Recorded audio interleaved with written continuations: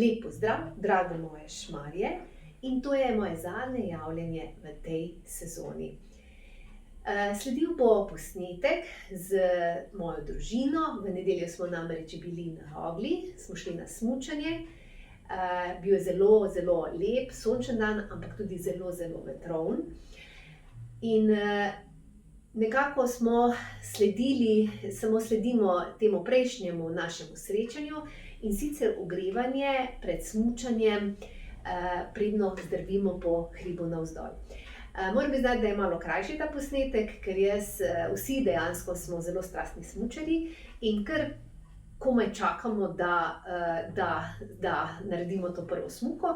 Vendarle je pa izrednega pomena ne pozabiti, tudi za otroke je izredno pomembno, da se pred smučanjem ogrejejo mišice, da nekako se razgibajo, ker je res nekako, da pripravimo telo, da je ogreto telo in s tem seveda čim bolj zmanjšamo možnost kakih poškodb.